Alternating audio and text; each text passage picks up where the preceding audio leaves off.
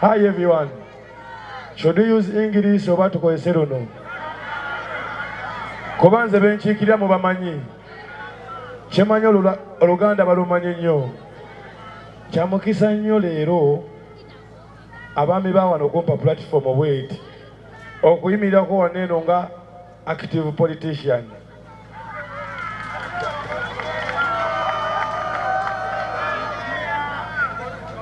Lwakuba mukulu wange yebyayogera bya buvunaanyizibwa, ate nange byange byenjogera bya buvunaanyizibwa lwakuba biyisaamu amaaso. Kati awo mu makkati awo we babibuusiza amaaso we tuteerako ebikolwa. Nenga naffe tuli baki? Tuli babuvunaanyizibwa. Sigenda kubawa mboozi ze mwagala kuwulira. Sigenda kuyisaamu muntu yenna maaso yadde gwe ngenda okunyoomoola. Kubanga ekyo Fangoni ekimanyi sayidi gye twalonda. Ffe tubeerawo ng'abalumbibwa. Naye ate abali strong gwe bw'ojjangola atusirise leeta olutalo olwo lutukwase. Ojja kumanya abasirifu bano kyekibalimu. Naye ate olumu tetukozesebwa mu kulumba bantu era tetufunangayo nakadde kafumiitiriza nti tulumbagana ono. Ebisinga batuwaayiriza. Naye bwe gutyo tebisoose ku ffe. Buli mu bamukola ki? Nze nabadde mu kkomera era ensobi eziri mu kkomera nazirabye n'ebituufu ebiriyo nabikoze eki? Buli alinayo omuntu bwe mu kkomera afune akadde amusabireko nga naali mu kkomera bwe yeesabira. Si buli aliyo nti alina omusango, ate si nti buli ali ebweru ye mutuukirivu ennyo.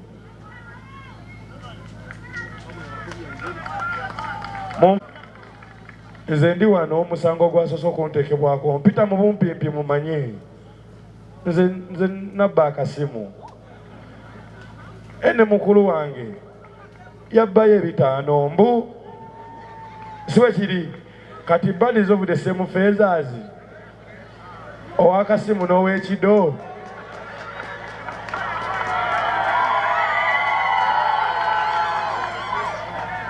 Kitegeeza kwatagana ne stages enneneko bw'oba obba obbire ku level ekola ki?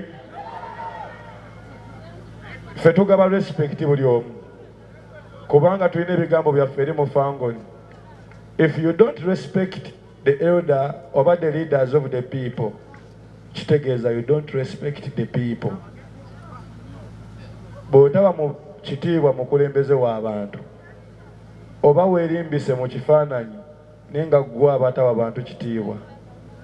Ne bannyabo kansooke kana akatono ate nga kakulu.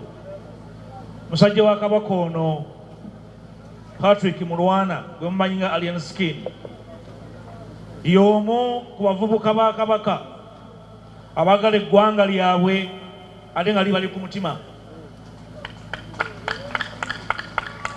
Yampeereza ttiimu n'ansaba ng'agala tukole ffenna. N'agamba nja kutambula naawe tukyuse abavubuka mu Uganda ne mu Buganda tubazze ku mulamwa. Nange ne mugamba nja kukwatako tubakyuse tubazze ku mulamwa. Ne tugamba tujja kukola n'ekiwandiiko ekitongole. Tujja kutambula okuva ekisolo okutuuka ezombo tuzze abavubuka ba Uganda ku mulamwa ne Patrick Mulwana ono Allien Skine. Tumwaniriza nnyo. Kamawo okuwa ensi obubaka bwange ajja kujja ababuuzeeko. Ndowooza abakola n'ekyemusinga okumwagalako. Bwe guli kanugende mu maaso. Comrades, when you go out there, speak against pettiness. Speak against divisionism. Speak about self-interest. Speak against the kind of spirit that has killed our struggle for the last 4 years. For the last 4 years, one group of actors has had occasion to speak about one person, the name of Matthias Mpuga. Has been their business for 4 years. Unfortunately, we have lost time, opportunity, and space. Mpuga bamunywera mu kyayi nga wa majaani. Bwe bazuuka balogota na Mpuga mutabani wa Nsamba. Tufiiriddwa emyaka 4. Tewali kuteesa, tewali kutuula, tewali kwegeyaamu, tewali kuwuliziganya, tewali kuwaŋŋana amagezi. I want to announce that I am around and I'm going nowhere. Ennaku ezo ng'agamba nti bwe yeeraba yalinga nga Ben Kiwanuka ne ngamba oli mu kuvuma famire ya Ben Magufa omumanyi n'ekyo yali afaanana tonnaba na kuzibula ng'ositama.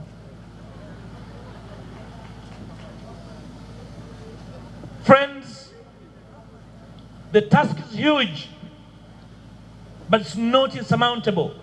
We can do it. The capacity within and without this place is enough for us to go home, to the villages, to the churches, to the mosques, to the councils of the villages we come from, to tell our people to dream again. Abantu baffe tibakyaloota balogota na bulogootanyi, kubanga baaloota bye baaloota ne bigaana ne babivaako. It's our duty to do that. Olwaleero njala kwebaza mikwano gyange baganda bange bannamasaka mwe abansiga mu nsi eno ne munsindika okuweereza bannayuganda okutwaliza awamu. Buli kyenkoze kyonna nkikoze nga mmanyi nti nva buddo. I know at heart the struggles of our people in this country. I have moved every inch of this country. I have seen how our people are suffering. I have seen the neglect. I have witnessed firsthand what leadership or the lack of it does or has done and visited to this country. I have been to schools. I have been to hospitals. I have seen roads impassable. I have seen hospitals sick than the patients therein. I've seen children in schools sit on logs and stones.